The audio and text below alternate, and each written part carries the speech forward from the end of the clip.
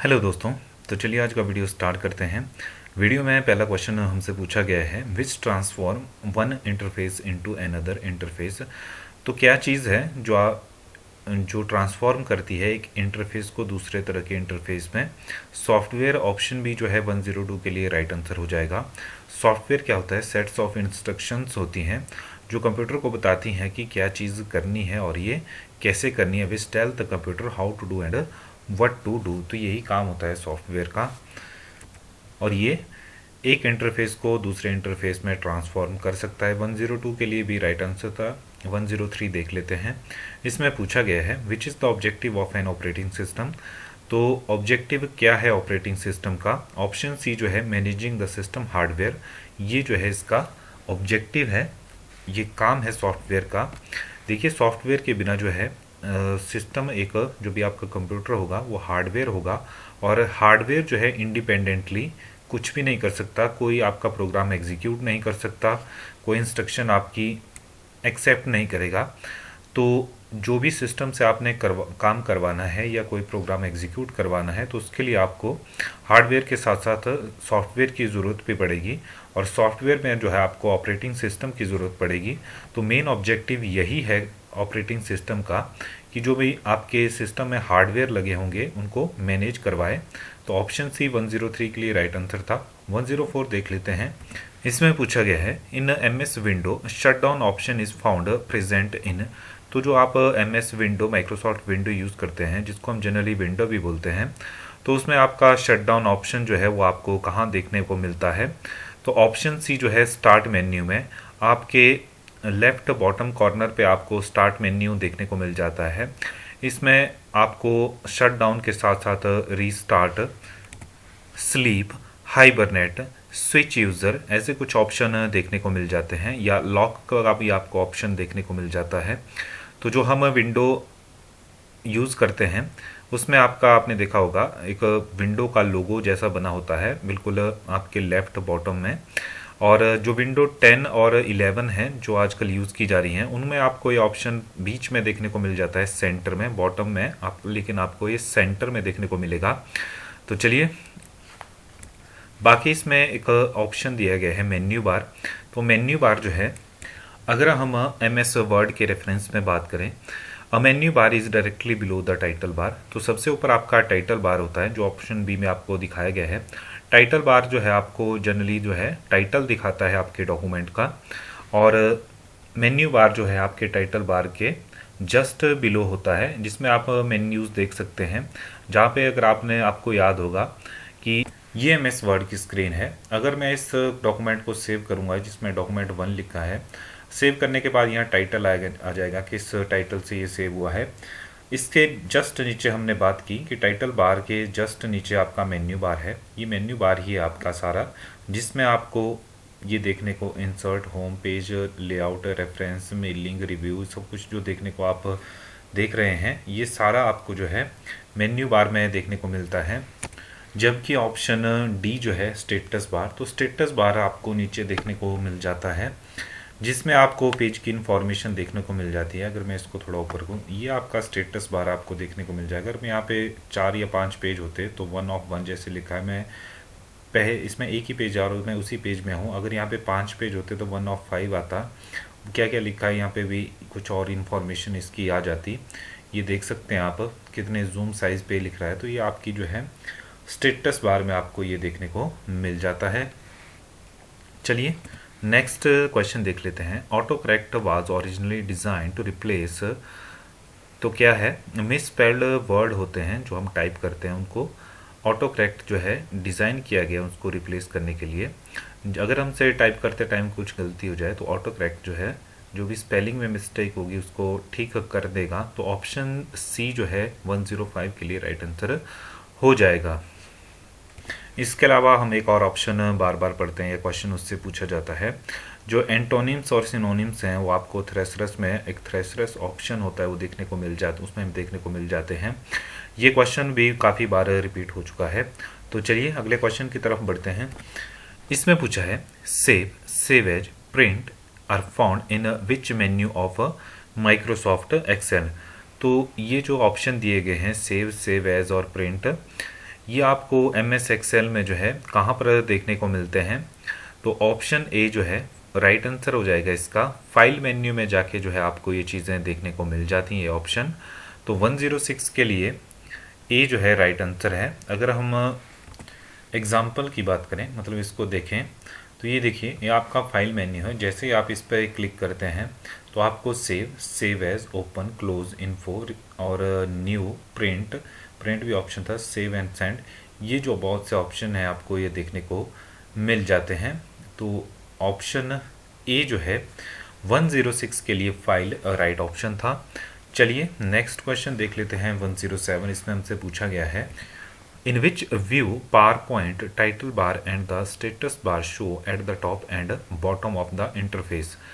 तो किस व्यू में जो है PowerPoint टाइटल और स्टेटस बार इंटरफेस के शीर्ष और तल में दिखाई देता है? तो ये देखिए अभी हम PowerPoint में ये चीज़ देख लेते हैं, कौन सा व्यू है। ऑप्शन डी बताया गया यहाँ पे, राइट व्यू रीडिंग। हमने स्लाइड तो कोई नहीं बनाई है, लेकिन रीडिंग में हम देख लेंगे। ये देख सकते हैं जैसे ही हम यहाँ पे व्यू में आएंगे, देख सकते हैं आप खाली है, अभी कोई स्लाइड नहीं बनी है। यहाँ पे आपका रीडिंग व्यू, आपको प्रेजेंटेशन व्यू में के अंदर आपको ये 4 view, normal, slide, shorter, notes और रीडिंग व्यू देखने को मिल जाता है। जैसे ही हम इस पर क्लिक करते हैं तो आप देख सकते हैं ये आपको इस तरह से देखने को मिल जाएगा। ऑप्शन सारे हाइड हो जाएंगे जैसे आपकी प्रेजेंटेशन के टाइम होते हैं। यहाँ पे अगर ये और भी हमने पेज जोड़े होते हैं इसमें, तो नेक्स्ट की तरफ जाता और अगर यहाँ से बैक की तरफ जाता, लेकिन अभी कोई प्रेजेंटेशन इसमें नहीं है, तो एक ही पेज है, देख सकते हैं आप, स्लाइड 1 ऑफ 1। तो रीडिंग व्यू में जो है आपको PowerPoint टाइटल बार और status bar show at the top and bottom of interface, ये क्वेश्चन था। तो चलिए 107 का डी राइट था। 108 देख लेते हैं। इसमें पूछा गया है DBMS हेल्प्स टू अचीव। तो डेटाबेस मैनेजमेंट सिस्टम जो है वो हेल्प्स करता है हमारी, मदद करता है किसके लिए, क्या अचीव करने के लिए, क्या प्राप्त करने के लिए। एक तो आ गया आपका डाटा इंडिपेंडेंस, कि आपको डेटा की आज़ादी मिले, स्वतंत्रता, देख सकते हैं आप। और दूसरा जो है डाटा नियंत्रण का केंद्रीकृत तरीका, यानी सेंट्रलाइज मैनर में आपको कंट्रोल ऑफ डेटा मिले, जो भी डेटा है उस पर आपको कंट्रोल एक सेंट्रलाइज मैनर में मिले। तो ऑप्शन बी और ए बोथ, ऑप्शन डी इसका राइट आंसर था। तो DBMS क्यों यूज़ करते हैं हम? It is used for data collection and keep the data that can be used for future goals with the assistance of eliminating redundant data it intend to attain। देखिए data independence, तो सबसे इसकी data स्वतंत्रता जो है ये इसका main उद्देश्य है, इरादा है। इंटेंड मतलब इरादा है कि डेटा की इंडिपेंडेंस हो, इसके साथ साथ ही सेंट्रलाइज हो डेटा, जो भी आपका कंट्रोल है डेटा पे, वो भी एक काम है DBMS का, डेटाबेस मैनेजमेंट सिस्टम का। तो यहाँ भी देख सकते हैं DBMS helps to achieve data independence और सेंट्रलाइज कंट्रोल ऑफ डेटा, या फिर नाइदर ए नॉर बी, या बोथ ए एंड बी। तो बोथ ए एंड बी जो है इसका राइट हो जाना था। यहाँ पे भी एक MCQ की फॉर्म में पूछा गया है। चलिए 109 देख लेते हैं। In which tool bar we will find the short command in MS access. यहाँ पर माइक्रोसॉफ्ट एक्सेस की बात की गई है, जो कि डेटाबेस है माइक्रोसॉफ्ट की तरफ से। तो किस टूल बार में जो है हमको short command, we will find the short command in MS access. तो table data sheet tool bar, B जो है राइट ऑप्शन है। इसमें आपको ये देखने को मिल जाएगा, शॉर्ट कमांड आपने कभी भी ढूंढनी हो तो टूल बार होगा टेबल डेटा शीट टूल बार के नाम से, वहाँ पे आपको ये चीज़ देखने को मिल जाएगी। ऑप्शन बी जो है 109 के लिए राइट ऑप्शन था। नेक्स्ट है, in which transmission the channel capacity is shared by communicating devices at all times. तो किस ट्रांसमिशन में चैनल क्षमता पूरे समय संचार युक्तियों द्वारा शेयर साझा की जाती है? तो ऑप्शन सी जो है फुल डुप्लेक्स इसका राइट ऑप्शन होगा। पहले भी हमने ये हाफ डुप्लेक्स, फुल डुप्लेक्स और सिंप्लेक्स देखने को हमें मिला था। सिंप्लेक्स हाफ डुप्लेक्स और फुल डुप्लेक्स के बारे में हमने पहले भी देखा था। तो चलिए, ये था, देखिए ट्रांसमिशन मोड है, सिंप्लेक्स है। सिंप्लेक्स आपका यहाँ पे लिखा है ओनली वन डायरेक्शन, तो एक ही डायरेक्शन में होती है। और इसका एग्जांपल देखा था हमने रेडियो। रेडियो में जो भी प्रसारण होता है, यहाँ से आप कुछ नहीं बोल सकते, जो भी उधर से आ रहा है उसको सिर्फ आप सुन सकते हैं।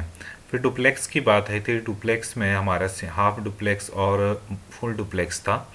हाफ डुप्लेक्स में दोनों तरफ जो है कम्युनिकेशन, ट्रांसमिशन या कम्युनिकेशन बोल सकते हैं, कुछ भी वो हो सकता है, लेकिन एक समय पर एक ही तरफ होगा। तो वो एग्जाम्पल था आपका हाफ डुप्लेक्स का। और हमने देखा वॉकी टॉकी इसका एक एग्जाम्पल था, क्योंकि वॉकी टॉकी पे आप, अगर आपको उधर से मैसेज आ रहा होगा तो आप सुन सकते हैं, और जब आप इधर से बोलेंगे तो सिर्फ आप बोल ही सकते हैं, सुन नहीं सकते। तो हाफ डुप्लेक्स का वो एग्जाम्पल था। इसके साथ ही बोथ, जो फुल डुप्लेक्स था उसमें बोथ डायरेक्शन में और एक समय में ही आप दोनों तरफ ट्रांसमिशन कर सकते हैं। हाफ डुप्लेक्स में भी दोनों तरफ कर सकते हैं, लेकिन एक समय में एक तरफ ही कर सकते हैं। और हाफ डुप्लेक्स में हमारा एग्जांपल जो है फैक्स मशीन भी आ जाएगा। अगर आप यहाँ पे फैक्स रिसीव हो रहा होगा तो आप भेज नहीं सकते, और भेज रहे होंगे तो रिसीव नहीं हो सकता। अच्छा, फुल डुप्लेक्स की बात कर लेते हैं। तो फुल डुप्लेक्स में हमारा जो लैंडलाइन फ़ोन या आजकल मोबाइल फ़ोन है, वो एक बेस्ट एग्जांपल है, क्योंकि फुल डुप्लेक्स में हम यहाँ से कुछ भेज भी सकते हैं और सेम टाइम वहाँ से कुछ सुन भी सकते हैं। तो चलिए, ये भी देख सकते हैं आप। यहाँ पे सिंप्लेक्स की बात बताई गई है, इसमें वन डायरेक्शनल ही है और इसमें टिक किया गया है, और उसी टाइम आप सेम डायरेक्शन में पीछे भेज नहीं सकते। यहाँ पे इसको ये किया गया है, रेड से कैंसिल का साइन बनाया गया है। हाफ डुप्लेक्स की बात की है, एक साइड जा रहा है और दूसरी साइड से आ रहा है, लेकिन बोथ डायरेक्शनल में नहीं है, ये सेम टाइम में। वैसे तो बोथ डायरेक्शनल है पर सेम टाइम नहीं है। और जब फुल डुप्लेक्स कम्युनिकेशन की बात की, तो ये दोनों तरफ हो रहा है और सेम टाइम पे ये हो रहा है। तो चलिए, आई होप आप समझ चुके होंगे डिफरेंस सब में। 1010 का जो था, 110 का जो था, आपका सी राइट ऑप्शन था। देख लेते हैं 111। इसमें हमसे पूछा गया है what is the other name of a LAN card. जो आपका लोकल एरिया नेटवर्क कार्ड है, उसको, उसका एक अदर नाम क्या है, दूसरा नाम क्या है। लैन कार्ड का जो दूसरा नाम है वो है आपका NIC, और यहाँ NIC है आपका नेटवर्क इंटरफेस कंट्रोलर। याद रखेंगे आप, लैन कार्ड का जो दूसरा नाम है वो है आपका नेटवर्क इंटरफेस कंट्रोलर, या कभी कभी जो है हम इसको नेटवर्क इंटरफेस कार्ड भी पढ़ लेते हैं। तो 111 के लिए आपका ए जो है राइट आंसर हो जाएगा। NIC टर्म आपने जो है एक जगह और पढ़ी होगी, कई वेबसाइट पे आपको www बीच में कुछ देखने को, जो भी उसका एड्रेस होता है मान लीजिए, और .NIC आपको देखने को मिलता है। तो उस NIC का मतलब आपका नेशनल इंफॉर्मेटिक्स सेंटर होता है। तो वो जो है, जो आपकी वेबसाइट्स में डॉट लास्ट के 3 डिजिट NIC लिखा होता है, उसका मतलब होता है नेशनल इंफॉर्मेटिक सेंटर। चलिए नेक्स्ट क्वेश्चन देख लेते हैं। यहाँ पे पूछा गया है which layer is closest to transmission medium in OSI model. तो OSI मॉडल में कौन सी लेयर जो है सबसे नज़दीक है, मतलब OSI मॉडल में। तो ऑप्शन डी जो है फिजिकल लेयर जो है, ये राइट आंसर है, क्योंकि जो आपकी फिजिकल लेयर है वो क्या करती है, it defines the relationship between a device and a physical transmission. तो फिजिकल लेयर का काम होता है रिलेशनशिप डिफाइन करना, किसके बीच, आपकी डिवाइस के बीच और फिजिकल ट्रांसमिशन मीडियम के बीच। तो ऑप्शन डी राइट आंसर होगा। अगर हम बात OSI मॉडल की कर रहे हैं, तो ये देखिए, ये आपका OSI मॉडल है। फर्स्ट लेयर आपकी फिजिकल लेयर है, then data link layer, network layer, transportation, presentation और एप्लीकेशन, आपकी 7 लेयर ये होती हैं। इसके साथ ही ये वाली पिक्चर हम हर बार देखते हैं। तो इसमें आपका देख सकते हैं फिजिकल में आपका क्या क्या आता है, फिजिकल स्ट्रक्चर, और ये जो अभी साथ में लिखा है coax fibre wireless hubs repeaters, ये आप याद रखेंगे। डेटा लिंक में जेर में फ्रेम्स हैं, ईथरनेट है, PPP स्विच ब्रिजेस हैं, ये भी आप याद रखेंगे। नेटवर्क में क्या आता है, आपके पैकेट्स आते हैं, ICMP, IPS, IGMP, ट्रांसपोर्ट में टीसीपी यूडीपी आते हैं, एंड टू एंड कनेक्शंस आते हैं, सेशन में आपके synchronise and send to port, API, socket, win socks, ये सब आते हैं। प्रेजेंटेशन में आपके सिंटेक्स लेयर आते हैं, और ये जो भी आप देख सकते हैं और लास्ट जो आपकी लेयर होती है वो एप्लीकेशन लेयर होती है। इसमें एंड यूज़र लेयर इसको हम बोलते हैं। इसमें HTTP FTP ये सब आता है। और यहाँ पे देख सकते हैं प्रेजेंटेशन में to translate, encrypt and compare data. तो ये जो चीज़ हैं ये आप याद रखेंगे, इसमें से एक तो क्वेश्चन हमेशा पूछे जाते हैं। तो चलिए यहाँ पे 112 का जो था डी राइट ऑप्शन था। नेक्स्ट क्वेश्चन पूछा गया है which of the following is a web browser.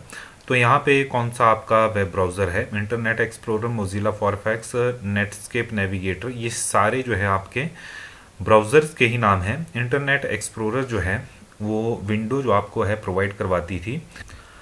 Internet explorer जो था वो आपके विंडोज़ के साथ आता था। ये लोगो आपने बहुत जगह देखा होगा। तो 27 साल यूज़ किया गया ये इंटरनेट एक्सप्लोरर माइक्रोसॉफ्ट द्वारा। इसके बाद जो है अब 2016 से इसको बंद कर दिया गया है, और इंटरनेट एक्सप्लोरर की जगह जो है एज जो है माइक्रोसॉफ्ट एज हम यूज़ कर रहे हैं, जो कि फ्री ब्राउज़र दिया जाता है विंडो की तरफ से। तो ये देख सकते हैं आप, ये है माइक्रोसॉफ्ट एज जो सबसे पहले है। तो आप देख सकते हैं इंटरनेट एक्सप्लोरर का लोगो ये था जो सबसे लास्ट में है।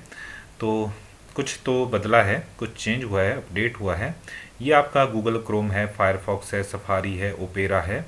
तो क्वेश्चन में भी हमसे 3-4 नाम दिए गए थे। तो ये हमारे सारे जो थे क्या थे? वेब ब्राउज़र थे।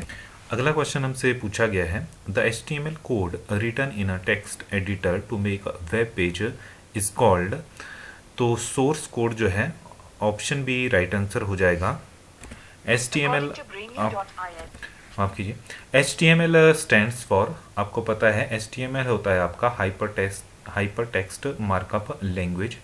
तो जो HTML कोड है that is written in a text editor, जो कि टेक्स्ट एडिटर में लिखा जाता है टू मेक वेब पेजेस, जो कि वेब पेज बनाने के काम आता है, उसको हम सोर्स कोड बोलते हैं। ऑप्शन बी जो है 114 का जो था राइट ऑप्शन था, राइट आंसर था। चलिए 115 में हमसे पूछा गया है which is an example of a malware. तो मालवेयर का एग्जाम्पल क्या है? ऑप्शन सी वायरस जो है आपका मालवेयर का एग्जाम्पल है। वायरस जो है मालवेयर का एग्जाम्पल है, और यहाँ पे हमने सर्च किया एग्जाम्पल ऑफ मालवेयर्स। तो इसमें ransomware, Trojan horse, computer worm, spyware, adware, crypto locker, और ये देख सकते हैं आप काफ़ी नाम है यहाँ तक नीचे तक। यहाँ पे लिखा है what are the top 5 malwares की फाइंडिंग। The top malware strain of 2021 के थे agent, Tesla, as result form book.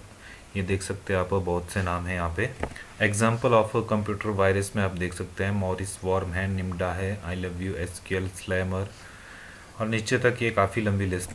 हम जो है जब वायरसेस की बात करते हैं तो हम एक टर्म पढ़ते हैं ट्रोजन हॉर्स या ट्रोजन हॉर्स वायरस। तो ट्रोजन हॉर्स वायरस क्या होते हैं? ये भी एक तरह का मालवेयर है that downloads on a computer distinguished as a legitimate get program. तो एक बिल्कुल आपके जो प्रोग्राम है उसकी तरह ही ये दिखता है और डाउनलोड होता है कंप्यूटर में। चलिए नेक्स्ट क्वेश्चन की तरफ बढ़ते हैं। 116 में पूछा गया है an inverter is also called which gate. जो आपका इन्वर्टर होता है वो कौन सा गेट कहलाता है? Inverter not gate, option A right answer है इसका। तो नॉट गेट को हम इन्वर्टर भी बोलते हैं। ये देख सकते हैं आप, there are 7 basic logic gate AND OR XOR, NOT, NAND, NOR और एक्सनॉर। यहाँ पे आप इनके नाम पढ़ सकते हैं। और एक और क्वेश्चन पूछा जाता है what are basic gate and universal gate. तो यूनिवर्सल गेट में आपको आपका जो है तो आपका नैंड गेट जो है NAND गेट, नैंड गेट आपका यूनिवर्सल गेट कहलाता है। यहाँ आपने देखा कि NAND and NOR gate are called universal gate since they can be use to implement any Boolean function. तो वैसे आपका जो है नैंड गेट को आपका यूनिवर्सल गेट कहा जाता है। यहाँ दोनों नाम दे दिए गए हैं, नैंड और नॉर आपका तो चलिए याद रखेंगे, हो सकता है नेक्स्ट टाइम आपसे ये पूछा जाए। अगला क्वेश्चन है which is not the characteristics of a software. तो इन 4 ऑप्शन दिए गए हैं, इसमें से एक सॉफ्टवेयर की करेक्टरिस्टिक्स क्या नहीं है ये पूछा गया है। तो सॉफ्टवेयर इज़ ऑलवेज करेक्ट ऐसा नहीं है। ऑप्शन डी राइट आंसर नहीं है, क्योंकि सॉफ्टवेयर हमेशा करेक्ट हो ऐसा नहीं है। इसके अलावा 3 जो ऑप्शन दिए गए हैं उसमें बताया गया है software does not wear out, यानी सॉफ्टवेयर घिसता नहीं है, वियर आउट नहीं होता है, आप जितना मर्जी यूज़ करो सॉफ्टवेयर को। सॉफ्टवेयर इज़ फ्लेक्सिबल, तो सॉफ्टवेयर लचीला होता है, ये लिखा है, तो ये भी ठीक है।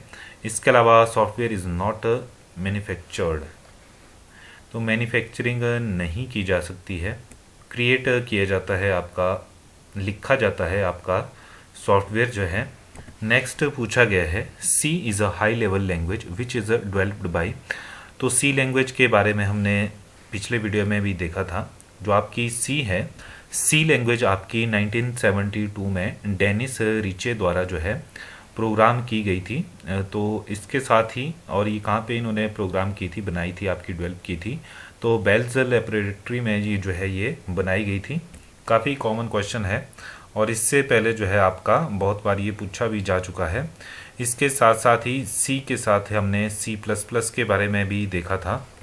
1985 में जो है सी प्लस प्लस आपकी बेजार्ने स्ट्रप्स द्वारा ये बनाई गई थी, जो कि ऑप्शन ए है। तो ऑप्शन ए में दिखाया गया है इन्होंने सी प्लस प्लस आपकी बनाई थी, डेवलप की थी।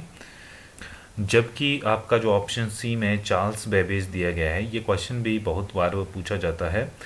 तो क्वेश्चन होता है who was the real father of computer या फादर ऑफ कंप्यूटर। तो चार्ल्स बेबेज को फादर ऑफ कंप्यूटर कहा जाता था। चलिए नेक्स्ट क्वेश्चन है a set of instruction design to inform a specific task is known as. तो एल्गोरिदम, तो ये एल्गोरिदम कहलाता है किसी विशिष्ट टास्क को निष्पादित करने के लिए डिजाइन किया गया अनुदेशों का सेट कहलाता है आपका एल्गोरिदम। याद रखेंगे आप 119 का ए जो है राइट ऑप्शन है। डेफिनेशन है एल्गोरिदम की a list set of instruction use to solve problem or perform task based on the understanding of available alternatives, तो उसको एल्गोरिदम कहा जाता है। चलिए नेक्स्ट क्वेश्चन देखते हैं, जो कि इस वीडियो का लास्ट क्वेश्चन भी है। इसमें पूछा गया है what is the full form of SQL. काफ़ी कॉमन क्वेश्चन है और इससे पहले जो है हम कई बार देख चुके हैं। तो और ये क्वेश्चन जो है 3-4 बार पूछा भी जा चुका है।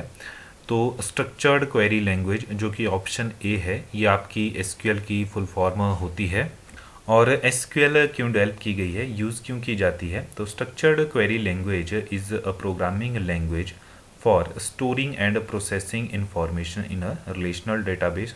जो आपका RDBMS होता है, उसके साथ जब भी हमने कम्युनिकेट करना होता है, जो या तो आपका डेटा स्टोर करना होता है या इंफॉर्मेशन को प्रोसेस करना होता है, तो डेटाबेस के साथ बातचीत करने के लिए एक तरह से हमको जो है स्ट्रक्चर्ड क्वेरी लैंग्वेज की ज़रूरत पड़ती है। तो सबसे पहले ये लगभग 1974 में इसको ये बनाई गई थी। तो बेसिक सा ये याद रखेंगे कि कम्युनिकेट करने के लिए आपके रिलेशनल डेटाबेस सिस्टम में या डेटाबेस मैनेजमेंट सिस्टम जिसे हम बोलते हैं, तो उससे बातचीत करने के लिए हमको एसक्यूएल भाषा की ज़रूरत पड़ती है। तो चलिए, पिछले वीडियो का एक क्वेश्चन था 100 नंबर जो क्वेश्चन आप देख रहे हैं, a storage device use to compensate the difference in flow of data is known as buffer. तो इसके बफर के बारे में हमने देखा भी था कि बफर क्या करता है। यहाँ पे मेन मेमोरी जो है या स्टोरेज लिखा है ऑप्शन ए में, तो ये मेन मेमोरी आप जानते हैं, इसको हम रैम जो है उसको मेन मेमोरी कहते हैं। इसके अलावा एक्सेलरी में स्टोरेज जो है ऑप्शन बी, इसके बारे में मैं थोड़ा सा डिस्कस बताना चाहता हूँ, माफ़ करिए, पर कल मुझे ध्यान नहीं रहा। तो ये टर्म है एक्सिलरी स्टोरेज। एक्सिलरी स्टोरेज क्या होती हैं? एक्सिलरी स्टोरेज जो है वो आपकी बेसिकली सेकेंडरी स्टोरेज होती हैं। जो मेन मेमोरी होती है आपकी वो प्राइमरी मेमोरी होती है, जिसमें आपकी रैम आ जाती है। रैम जो है आपको पता है, जब तक आपका सिस्टम ऑन रहेगा आपकी रैम जो है वर्क करेगी। जैसे ही सिस्टम पावर ऑफ होगी तो रैम जो है इरेज हो जाएगी, जो भी उस मेमोरी में जो भी डेटा होगा इरेज हो जाएगा। जबकि इसके उल्टा आपकी सेकेंडरी स्टोरेज या जिसको हम एक्सिलरी स्टोरेज बोलते हैं, उसमें आपका डेटा परमानेंटली स्टोर होगा। इवन अगर आपने सेव किया है तो लाइट ऑफ होने पर भी वो इरेज नहीं होगा वहाँ से। सेकेंडरी स्टोरेज या फिर हम एक्सटर्नल स्टोरेज भी बोलते हैं एक्सिलरी स्टोरेज को। डेफिनेशन है, auxiliary storage is any storage that is made available to the system through input output channel. Auxiliary storage के एग्जांपल में आपकी हार्ड डिस्क ड्राइव आ जाएगी, ऑप्टिकल स्टोरेज मीडिया जिसमें आपके सीडी डीवीडी और जो ब्लू रे डिस्क हैं वो सब आपकी जो है एक्सिलरी स्टोरेज या सेकेंडरी स्टोरेज में ही आती हैं। कोर मेमोरी की बात की जाए जो कि ऑप्शन डी में दिखाया गया है, कोर मेमोरी या मैग्नेटिक कोर मेमोरी जो है computer memory consisting of an array of magnetic core now surpassed माफ कीजिए सुपरसीडेड बाय सेमीकंडक्टर। जो सेमीकंडक्टर से पहले जो था हम ये कोर मेमोरी का जो था कॉन्सेप्ट यूज़ करते थे, एरे ऑफ मैग्नेटिक कोर्स होते थे ये, तो अब तो यूज़ नहीं होते हैं, अब उसकी जगह सेमीकंडक्टर आपके यूज़ होते हैं। और जो ये था वो ये आपकी रैम की जगह उस टाइम यूज़ की जाती थी, ये याद रखेंगे। तो चलिए आज के वीडियो में इतना ही, वीडियो थोड़ा लंबा हो गया है। तो वीडियो आपको अच्छा लगता है तो लाइक शेयर करते रहिए और साथ साथ चैनल को भी सब्सक्राइब करते रहिए। धन्यवाद।